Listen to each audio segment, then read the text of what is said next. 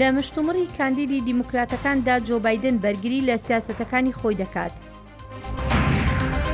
ئێران یەکێک دەبێت لە بابەتە گرنگەکانی کۆبوونەوەی گروپی 20. کەشتێکی بارهەڵگر لە قۆناغی ئامادەکاریەکاندایە بۆ یەکەم گەشتی پەڕینەوەی زەریای ئەتلانتیک.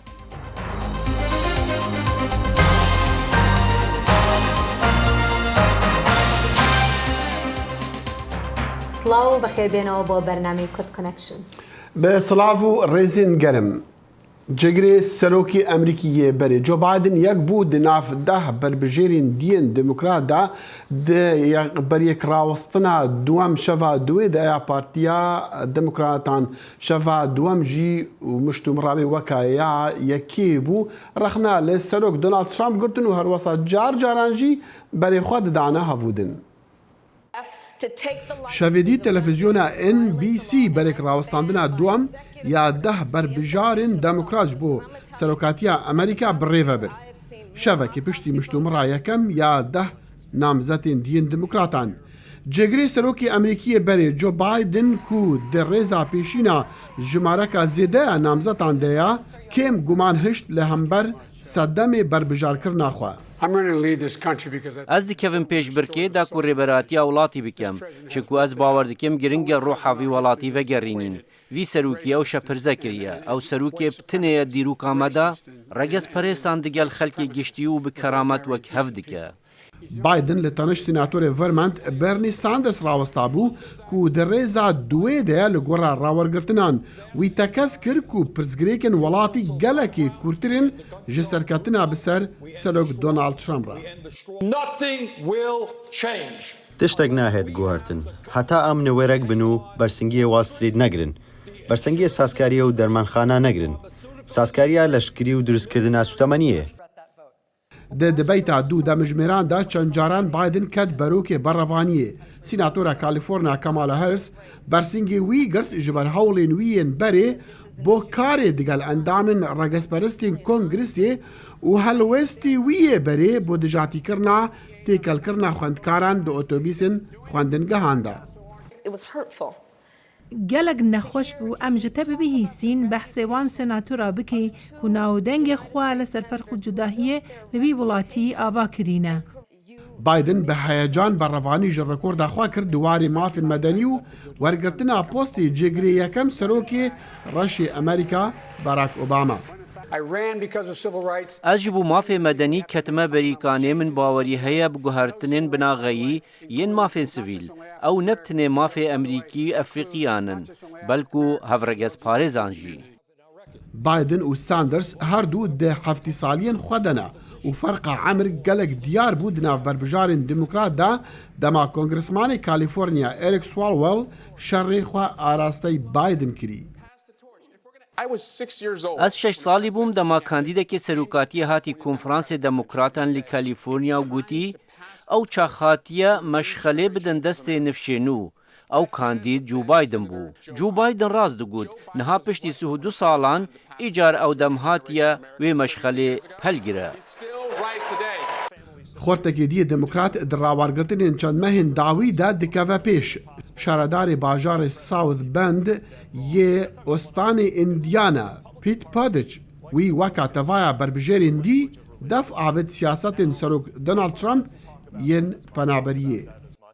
Dema em wê bibînîn divêt em bêjînê duriyatî û partiyeka xwe baweryeka Krîstiyanî vegirê bide dibêjît rasta em bêjîn Xwedê dê kevxweş be ji bo jêk cudakirina binemalan bi destê karmendên fîderalî û Xwedê dê çavê xwe bigire ji dîtina zarokên di qefesan da. Di berekrawestandina şevîdî da çend berbijêrên dî rexna li siyasetên Trump girtin ji wan e Sînatorê Colorado Michael Benz, fermandarê berî yê Colorado John Hickenlooper, Sînatorê New Yorkê Kristen Gillibrand, xanima nivîskar Mariana Williamson û kardar Andrew Young. Berekrawestandina bêt ya demokratan dê li direngiya meha heft be. چاوەڕوان دەکرێت ئێران ببێت بە بابەتی سەرەکی کۆبوونەوەی گروپی 20 لە ژاپۆن کە ڕێبەرانی وڵاتانی پیشەسازی جیهان ئەمڕۆ هەینی و سبەینە شەمە کۆبوونەوەی ساڵانەیان ئەنجام دەدەن. هاوکات دیپلۆماتانی ئەمریکا و ئێرانی لەگەڵ هاوشانە ئەوروپیەکانیان کۆ دەبنەوە بۆ دۆزینەوەی چارەسەری سیاسی. گرژیا دنێڤبەرە واشنگتن و تەهرانێدا گەرم بۆ پشتی ئەمریکا خۆش پەیمانە ناوکیە جیهانیە 2015 بە ئیرانی ڕەڤێکی شای وێ گرژیە دێجڤینە ناتۆ دەژی دۆ پێنجشەمبەی جێگرت. وەزیرانی بەرگری وڵاتانی ناتۆ کۆبوونەوەی دووڕۆژەیان لە بروکسل دەست پێ کرد بۆ چارەسەرکردنی بابەتە گرنگەکانی ئاسایش لە ناویاندا هەڕەشەی ناوکی ئێران. وەزیری بەرگری ئەمریکا بە وەکالەت مایک ئاسپەر گوتی ئەو ڕژێمە ماوەی 40 ساڵە لە ڕۆژهەڵاتی ناوەڕاستدا ئاژاوە و ناکۆچی دروست دەکات و پێویستە ڕێگەی لێ بگیرێت. کردارە شەڕانگێزیەکانی ئێران کێشەی نێونەتەوەیین و کار دەکەنە سەر زۆر وڵات ئەمەش بریکێ لە هەوڵی بەدەستێنانی چەکی ناوچی گەشەپێدانی بەرنامەی موشێکی باڵستیکی پشتیوانیکردن لە تێرۆریزمی جیهانی و هێرشکردنە سەر ئازادی هاتوچۆکردن لە دەریادا تەنگەی هورمز و کەنداوی عومان و ئاسمانی جیهانی کە هەموو دنیا لە هەفتەی ڕابردوودا بینیان. ناکۆچەکانی نێوان ئێران و وڵاتی یەکگرتوەکانی ئەمریکا لە هەفتەی ڕابردوو زیادیان کرد کاتێک ئێران فڕۆکەیەکی بێفڕۆکەوانی ئەمریکای خستە خوارەوە و گوتی سەرپێچی سنووری ئاسمانی کردووە. واشنگتن نکۆلی لەوە دەکات بەڵام دەژڵێت شەڕیشی ناوێت لەگەڵ ئێراندا.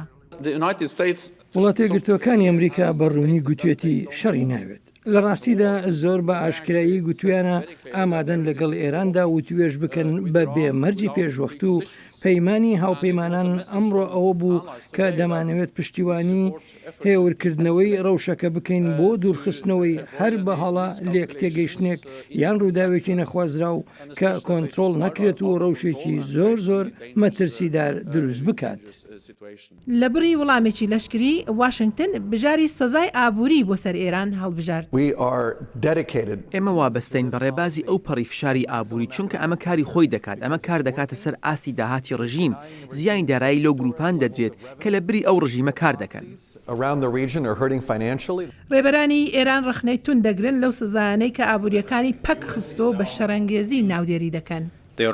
ئەوان دەسەڵاتی ئابووری خۆیان بەکاردێهێنن سزاکان وەکو جۆرێک لە چەک بەکاردێهێنن ئێستا ئێمە ڕوبەڕووی جۆرێکی نوێی دۆلارکردن بە چەک دەبینەوە. ئەوان دۆلار وەکو چەک بەکاردێهێنن بۆ سەپاندنی بیر و بۆچوونیان ڕێبازەکانیان بەسەر وڵاتانی تردا و دەبێت ئەمە ڕاگیرێت. شەڕی دژ بە ئێران پشتیوانێکی کەمی هەیە لە ئاستی جیهانیدا. سەرۆکی فەرەنسا ئێمانوەل ماکرۆن لە کاتی گەیشتنی بۆ ئۆساکا ئەمەی ڕوونکردەوە.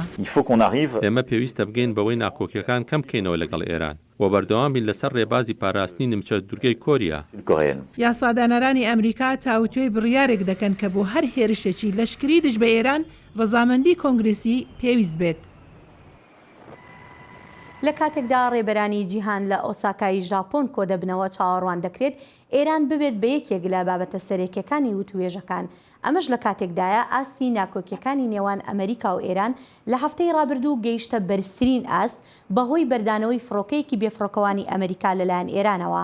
بەڵام سەرۆکی ئەمریکا دەڵێت شەڕی ناوێت چونکە خەڵکێکی زۆر لەو شەڕەدا گیان دەدەست دەدەن بەڵام بەرزترین ئاستی فشاری ئابووری درێژەی دەبێت.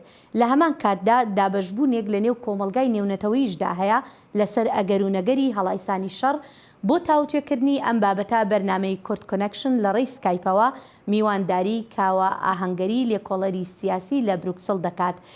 کاکاوە سوپاس بۆ ئامادەبوونت.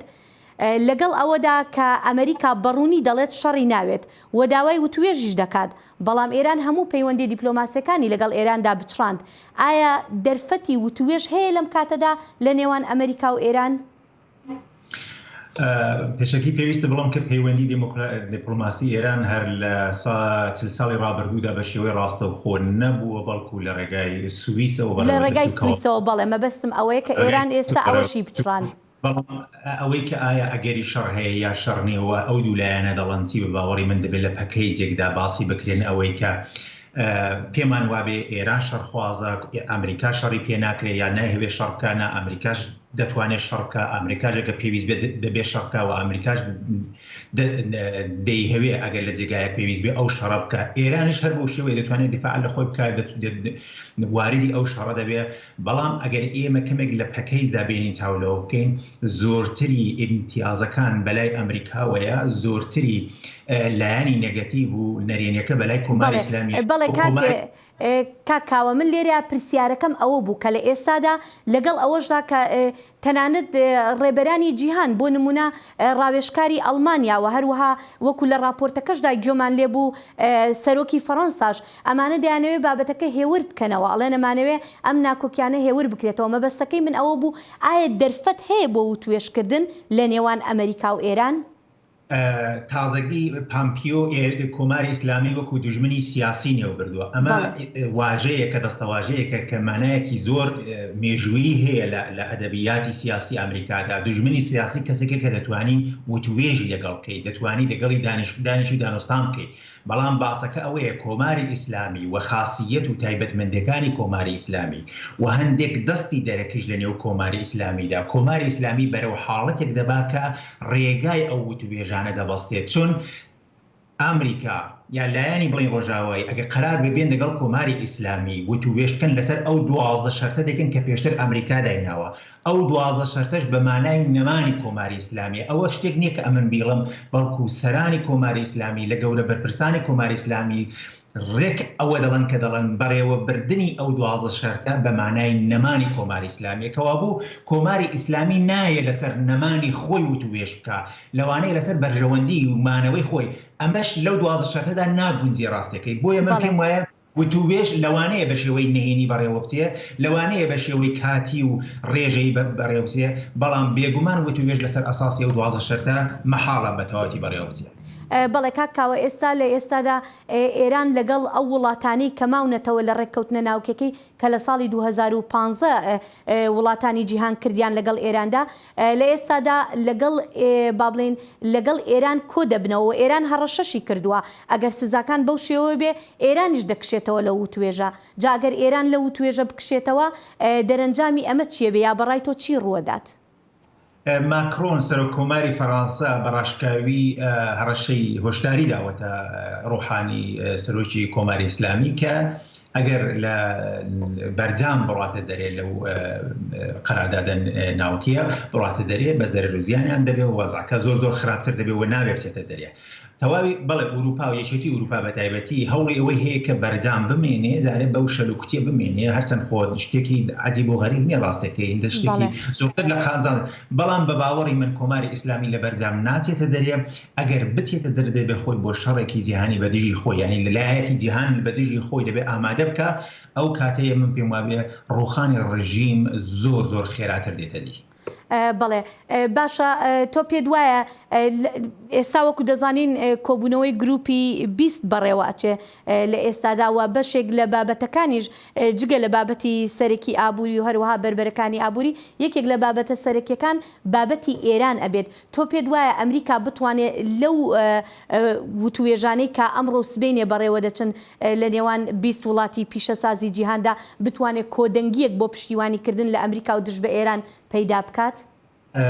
بەڵێ بێگومان دەتوانێت کۆندەنگی دروستکە یەکەم ئەوەی کە ئەمریکا ئەوەندەی کە قازانج و بەرژەوەندی ئابووری بۆ وڵاتانی جیهان هەیە کۆماری ئیسلامی نیەتی کەوا بۆ هەڵبژاردن لە نێوان ئەمریکا و کۆماری ئیسلامیدا بۆ هەر وڵاتێک بە تایبەت زلهێزەکان وڵاتە شوێندانەرەکان و بە تایبەتی تر وڵاتانی ناوچە یعنی لە ناوچەی دەوروبەری ئێران وەکو سعودیا وەکو وڵاتە عەرەبیەکان ئەوانە هاوپەیمانی ئەمریکان کەوا بۆ هەڵبژاردن لە نێوان کۆماری ئیسلامی ئەمریکا بۆ ئوسترالیا بۆ ژاپۆن بۆ یەکێتی ئوروپا زۆر ئاسانە بێگومان هیچ یەک لە وڵاتانە نایەن بەرژەوەندی خۆیان فدای کۆماری ئیسلامیەکەن دەکەوێت لە لای کۆماری ئیسلامی وەچنگیان ناکەوێت هەر ئێستاش بەنجۆرێک کۆدەنگیەک ساز بۆ چ لە ئاستی ناوچەیدا بۆ وێنە هەر لە جیبیسدا سەرۆک وەزیرانی ئوسترالیا پشتیوانی خۆی دەربڕیوە ئەگەری حملەدا.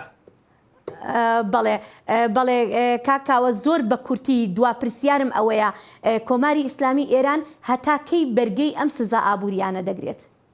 زۆر ناخایەنێ بەتایبەت بە ئاخرین گەمارویەک کەوتوتە سەر خامنەی ئیدار و دەستەکەی کە دەتوانم بەڵام ئەسڵی ماجەراژ ئەوەیە چون تەواوی ئەو پۆڵشووی و دزی و اختلاس و پوڵە ڕەشەی کە پەیدای دەبوو ڕێک لەو نەهادە و لە دەوروبەری خامنەیەوە بوو من پێم وابێ ئێستا دەماوەیەکی زۆر کەمی دەبێت بۆ ئەوەی کە ئیدی کۆماری بە چۆکدا بێت. بەڵێ زۆر سپاس دەکەین کاوانگەری لێکۆڵەری سیاسی بۆم دەرفەتە. ئەمریکا تۆ لەو دۆرکردنی نو لەسەر ئیرانی دانین ji بەرخستنە خواری ئەفرۆکەکە بێ فڕۆکەڤانە ئەمریکی لێک و سەرۆک دۆناڵد ترامپ ji ێریشە کە دژی ئیرانی لێڤە بوو شارەزاد دەپرسن گەلۆ دەوێت ئەمریکا و جیهان چ بکن هەتا خەتەرە شەڕێکی بە یەکجاری نەمینە؟ سەرۆک ترامپ دووشەممە خۆڵێکی نوێی دیکەی گەمارۆکانی ئەمریکای بەسەر ئێراندا سەپاند دوای ئەو راپۆرتانە کە ویلایەتە یەکگرتووەکان هێرشی ئینترنێتی بۆ سەر کامپیۆتێرەکانی دەستگای ئیتلاعاتی ئێران ئەنجامدا. تارانە و هێرشانەی بە پێشێلکردنی یاسای نێونەتەوەی زانی و ڕەخنەی توندی لە خۆڵی گەمارۆکانی ئەم دویانە گرت. ئابووری ئێران لە دۆخی هەرە خراپدایە. بێکاری گەلێک زۆرە. ئاوسانی دراویش هەروایە. بۆیە گوشاری گەمارۆکان لە ڕادەبە دەرە. بەڕێوەبەرایەتی ترامپ لە ڕێکەوتی ناوچی 2015 نێوان ئێران و وڵاتانی زێلهێز هاتە دەرو گەمارۆکانی پێشووی بەسەر ئێراندا سەپاندەوە و ئێستا گەمارۆی نوێی لە دژی ڕژیمی ئێران هەیە. ئێستا ئەمریکا ئەو گەمارۆیانی بەسەر ئێراندا سەپاندۆتەوە و خاڵی سەرەکی ئەوەیە ئێمە ئەوەمان ئەنجام داوە لە دەمێکدا حکوومەتی ئێران هێشتا بەپێی بەڵێنەکانی ڕێکەوتنی ناوکی دەچێتە پێش. ئێستا دەبینین خەڵق لۆمەکە دەخەنە سەر ئەمریکا بۆیە بەم شێوەیە ئێمە لایەنگری خەڵقی ئێران لە کیس دەدەین. ئەو ژێنراڵە دەڵێت ڕێبەرانی ئێران زۆر وێ دەسێت بە وشیارەوە هەنگاو بنێن.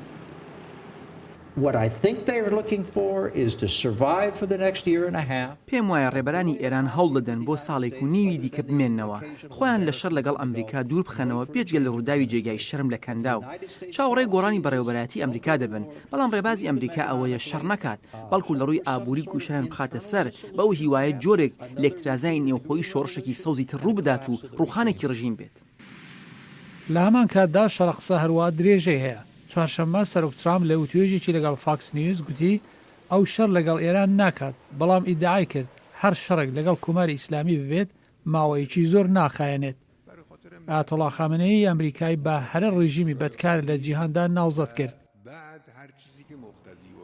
بەرزبوونەوەی ئاستی ناکۆکیەکانی نێوان ئەمریکا و ئێران لە زۆر ڕووەوە لە واشنگتن بەردەوامە. ڕۆژی پێنجشەمە لە دانیشتنێکدا تاوتوی کتێبێکی نوێکرا لەسەر ئێران. مشت و مڕا لەسەر کتێبان و یا بەناوێ پشتی شۆڕەشێ باوەرین جودا جودا و چاوانیە دوورکەتنێژی شەڕ و دیتنا چارەسەریان دیپلۆماتیک پتر ئینان گۆڕێ. بارودۆخ و ئاڵۆزیەکانی نێوان تاران و واشنگتن خێرا و پڕ لە گۆڕانکاریە. ئەمریکانەی هێرشسەرکردە ئێرانەکان خۆشحاڵ بوون بە خستنە خوارەوەی فڕۆکەیەکی بێفڕۆکەوانی ئەمریکا لە دەرچەی کەنداو. هێرشی ئەلەکترۆنی و چەند سزایەکی تر بەرۆکی ڕێبەرانی ئێرانی گرتەوە. لە دوا لێدوانی سەرۆکی ئەمریکاش ئەوە دەخاتە ڕوو. ئەمریکا پەلەی نییە لە وڵاتێکی جێگیردایە و کاتی دنیاشی بەدەستەوەیە. ئێران دەتوانێت چی دەوێت بیکات زۆر ئاساییە من کاتێکی زۆرم بەدەستەوەیە بەڵام ئەوان وڵاتێکیانەیە لە ڕۆژێکی خراپی ئابووریدا ئێستا لە کارەساتێکی ئابووریدایە جا دەتوانن بە خێرایی ئەو ڕۆژە چارەسەر بکەنیان دەتوانن 10 ساڵی تر بیکەن هەرچیەک دەکەن بەلای منەوە زۆر ئاساییە. ئێران دەرگا دیبلۆماسیەکانی ئەو وڵاتانە ئەکوتێ کە لە ڕێکەوتنی ناوکیدا بەشدار بوون و قازانجیان لە بازار و وزەی ئێران وەرگرتووە تاوەکو کاریگەریان هەبێت و ببنە فریاد ڕەسی.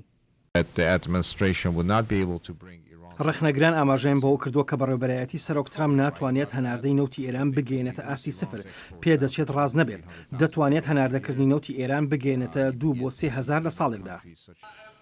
لە نێو خۆی ئێرانیشدا دەوڵەتی ئێران لایەنگرانی دەسەڵات دەخاتە سەر شەقامەکان بۆ پشتیوانی و بێمنەتی خەڵک لەو گەمار و ئابووریانە.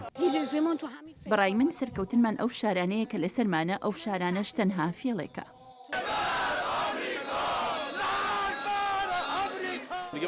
لەو باوەڕەدام پێویست بوو سزای درەختەکانی تارانیش بدەن هیچ شتێ نەماوە سزای نەخەنە سەر بەرحاڵ ئەو سزایانە هیچ گۆڕانکاریەک لە ژیانمان دروست ناکات. بەڵام لە واشنگتن لە دیداری تاوتوی کتێبێکی نوێ بە ناوی کارەساتی دوای شۆڕش کە دوو دیبلۆماتی ئەمریکایی نووسیویانە ئێرک ئەدڵمان و ڕایتەکیە تەکیە لای وایە هێشتا پشتگیری شۆڕشی ئێران لە لای خەڵک زیندووە. کۆماری ئیسلامی ئێران پابندی ئەو بیر و باوەڕ و بەها ئاینیانەیە ئەمەش بەڵێنی بەخشینی مادی پێنەداون جگە لە دادوەری کۆمەڵایەتی و هەندێک یەکسانی لە کۆمەلگادا بەرپرسان وای دەبینن کە خوددا شێوازی کارکردنیانی بەدڵە و ڕەزامەندە لەسەری ڕژێمەکە کە ڕابەرەکە ئیمام خۆینیە سەرکەوتوترین شۆڕش بووە لە سەدەی بیستەمدا دوای 30 ساڵ لە مەرجی ئیمام خۆمینی پەیڕەوکردنی ڕێبازەکەی سەلمێنەری سەرکەوتنی شۆڕشەکەیانە. جموجۆڵی سەربازی و خستنە ئامادەباشی سوپای ئەمریکا لە ناوچەی کەنداو ئەوەندەی لە دروستکردنی فشاری سیاسی دەچێت ڕەنگە دروستبوونی شار بژارێکی لاواز بێت لە نێو ئەمریکاش بژاردەی شەڕ بە وێرانکردناوە بن پاڵەوراوانی سەرۆکاتی دیموکراتەکان بۆ 2020 لە یەکەم دیبیتیاندا ئێران یەکێک بوو لە تەوەرە سەرچەکانی ڕێبازی دەرەوە. ئەوەش زۆر گرنگە کە هەیەک لە ئێمە هەر ئەمریکیەک هەستێتە سەر پێ و بڵێ شەڕمان لەگەڵ ئێراندا ناوێت پێویستە بگەڕینەوە بۆ لای ڕێکەوتنە ناوەکیەکەی ئێران و توێژ بکەین لەسەر چۆنیەتی باشکردنی. فشار و گەمارۆکانی ئەمریکا لەسەر ئێران لە ئەوجی بەهێزیدایە. ئایا فشاری ئابووری نێوخۆی ئێران دەجوڵێنێ؟ یەحیا بەرزنجی دەنگی ئەمریکا، واشنگتن. سەرۆکە ئەنجومەنی نێران کۆنگرسی ئەمریکیدا نانسی پۆلۆسی دیبێژە ڕەوشان نەهایە لەسەر سنوورین ئەمریکا شەرمەزاریە و نە ڕەنگڤەدانە بەهاین ئەمریکا. خانم پۆلۆسی گوت پێتیڤی ناکە یەک ژمەڕا بێژە کە ji بۆ سنووران چ پێتیڤە و دەوێت ئەم بخوا زوو کارێکی بکن. خانم پۆلۆسی ئەفتێ بنیدان پشتی وەشانە وێنەیە پەنابەرێکی دگەل کە چاوی یا زارۆک دە ڕووبارێکی سنووراندا خەندقینە دە هەوڵا دەرباسکردنا سنووراندا بەرەف ئەمریکا. خانم پۆلۆسی گوت دەوێتن ئەم ڕێکێکی ببینن ji بۆ باشکردنا ڕەوشە زارۆکان و مالباتن وان لەسەر سنووران. سەرەتا پێویستە بڵێم وێنەیەکی ئەم راپۆرتەی کە دێت ڕەنگە نەگونجاو بێت بۆ هەندێک لە بینەران. وێنەی باوکو کچێکی خەڵکی ئەلسەلڤادۆر کە لە کاتێکدا دەیانویست لە ڕووباری ریۆ گراندێ بپەڕێنەوە بۆ ناو ئەمریکا خنکان ئەمەش تووڕەبوونێکی زۆری لێکەوتەوە و ئێستا کاردانەوەی تریش کەوتۆتەوە کاتێک کارمەندانی بازارێکی کەلوپەلی ناوماڵ ڕۆژی چوارشەمە ناڕزاییان دژی کۆمپانیاکە دەست پێ کرد بەهۆی بەکارهێنانی جێگەخەوەکانیان لە کەمپەکانی گرتوخانەی مناڵانی کۆچبەر لەسەر سنووری وڵات. ڕۆژی چوارشەمە سەرۆک ترامپ دیموکراتەکانی تاوانبار کرد بۆ ئەو قەیرانانەی کە لەسەر سنووری ئەمریکا ڕوودەدەن. کارمەندێک کۆمپانیا وەیفێر یاکوب بنگهێوێ لە بۆستنەیە و کارێ فروتنا پرێکا ئینترنێتێ دکە ڕۆژا چارشەمبێدا کەتن کوولانان و کۆمپانی شەرمەزار کرد. پشتی وێ ژوورێ نوستنێ فروتنە وانگ زێرەوانên ئەمریکی یەن لەسەر سنووری ئەمریکا و مەکسیک کوچبەر گرتنەوە و بنچافکردنە. ئەم دەزانین کو لێڤی جیهانێ زۆرداری هەیە. ئەمێ کارێکی لە هەمبەر وێ بکەین ji بۆ wê ئەم لە vê derêne. هەفتیا بوری نێزیکی 600 کارمەندên کۆمپانیا وەیفێر پەیامێک ji ئیدارە کۆمپانیا خۆ را شاند بوو û xemgîniya xwe anî bû ziman piştî ku 200 jûrên nivîstinê dabûne karmend û zêrevanên Emerîkî û malbatê wan yek û hezaran zarok desteserkirine yên daxwaza mafê penaberiyê dikin. Roja duşembê berpirsên îdara kompanyê bersiva karmendan dabû û dabû zanîn ku ew li gor yasayê tiştên xwe difirûşin. Şûn de eşkera kir ku qazancên firutina wan tiştan pêşkeçî xaça sor kirine ya ku li ser sinûr xizmeta kesên pêdivî dike. Lê diltangiya xelkî roja sêşemê zêdetir bû piştî ku wênê penaberê silfadorî û keçawiya biçûk xendiqîn û talmên wan hatîne dîtin. Dema ku dixwastin ji roubarê sinûrî Rio Grande ji Meksî derbasî Emerîka bibin.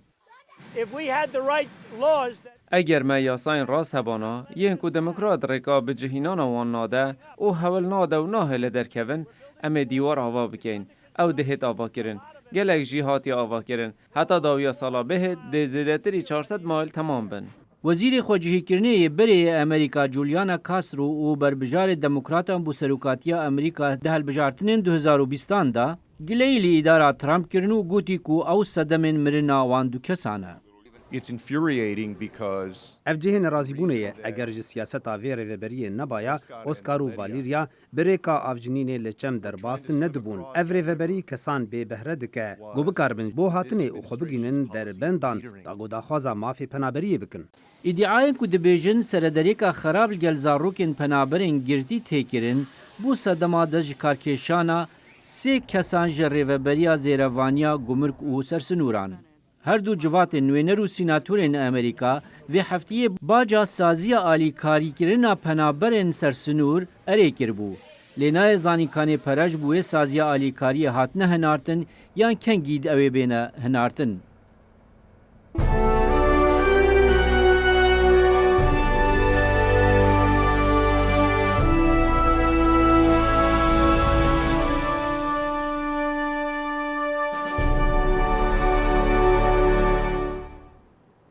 هێشتا ڕۆژێک تایبەت نەهاتیە دیارکردن هەتاکو و گەمیا بناوێ ماکس لەمیر ئامادە بە ji بۆ گەڕا bi ser deryayan lê wê balkişandiye ji ber ku ew gemiyek taybet e û dema dest bi gera xwe bike kes li ser wê nabe ne quptan û ne gemîvan belku dê care yekê be gemiyek bê bi remote kontrolî bête kontrolkirin bi ser deryaya re. کەشتی ماکس لیمەر ئەوەی درێژەکەی 12 مەترە وا سەرگەرمی تۆمارکردنی مێژووە و بەم زوانە بە بێ کەشتیوان لەم بەندەرە لە کەنەداوە دەست بە گەشتێکی 34 ڕۆژی دەکات بۆ بەریتانیا. ئاشلی سکت لە کۆمپانیای نێونەتەوەی سیکت ئەو کۆمپانیایی دیزاینی کەشتەکەی کردووە. بڕوامانی ئەم کەشتیە هەرگیز جێگای ئەو کەشتیانە بگرێتەوە کە مرۆڤ ئاراستەیان دەکات چونکە هێشتا زۆر کار هەن کە مرۆڤ دەیان کات بەڵام مەبەستی سەرەکی لێرەدا دوورخستنەوەی مرۆڤە لە مەترسی سەرژیانی و زەمینەیەکی سەلامەتتریان بۆ دابین بکات سەلامەتی یەکێکە لە مەبەستە سەرەکیەکانی ئەم پرۆژەیە. بن سیمپسن لە کۆمپانیای سیکت دەڵێت کەشتێکە پێویستی بە شوێن بۆ کەشتیوانان نییە ئەمەش وا دەکات بە تەواوی بیر لە ڕێگەیەکی نوێ بۆ دیزاینی کەشتی بکەینەوە. ئەگەر کەشتێک تاقمی ئاراستەکردنی تێدا نەبێت ئەو کاتا پێویستێت بە چێشخانەی نێو کەشتی نابێت هەروەها ژووری کۆنتترۆل و ئاراستەکردن هەر بۆیە قەبارەی کەشتێکە زۆر بچووک دەبێت. ئەم کەشتیە بە وزەی باتری و گاز کار دەکات واتە پێویستی بە بڕێکی کەمتر لە سوتەمەنی هەیە ئەم جۆرە کەشتیە بە ئامێری پەیوەندیکردنی ڕاداری مرۆڤ لە دوورەوە و لە ژووری کۆنتترۆلی زەمینیەوە ئاراستەی کەشتەکە دەکات. ئەو تەکنۆلۆژیایی ئێستا لەم کەشتیەدا هەیە زۆر هاوشێوەی ژووری کۆنتترۆلی کەشتێکی ئاساییە لە زۆر ڕۆوە دەشڵێن بگرا هی ئەم کەشتیە گشتگیرترە ئەگەر تەماشای ئەم وێنانەی پشتمۆ بکەیت لە شوێنی کۆنتترۆلکردنەکەیەوە دەتوانیت پانتاییەکی گەورەی ئاسۆ ببینیت ئەوەی لە کەشتی تردا بەو ئاستەنیە. کەشتی ماکس لیمەر دەتوانێت بە دوای کەشتی پەککەوتەدا بگەڕێت و بیهێنێتەوە ئەمەش ئەو تواناییە کە بۆ ئەرکەکەی پێویستی پێی هەیە. شێل ئۆشن دیسکەڤەری ئەکسپرایز پێشبڕکێیەکە بۆ دۆزینەوەی باشترین ڕێگا بۆ ئەوەی بە بێ مرۆڤ ڕووماڵی بنی ئۆقیانوس بکات. دەخیلەوە پاش فڕۆکەی بێفڕۆکەوان کەشتی بێ کەشتیوانی گەشتیوان بەڵام بۆ مەبەست چ مەبەستا بێ بکارن ئەگەر کەشتێک وەسا بۆ مەبەستی شەڕی بکارێنە هەربەتە دیسن ئەوژی وێ گۆڕینەکە بکە. بەڵێ بێگومان لێرەشدا دینە کۆتایی بەرنامەیەم ڕۆمان تا کاتێکی تر هەر شاد و بەختەوەربن. خدا حافیز.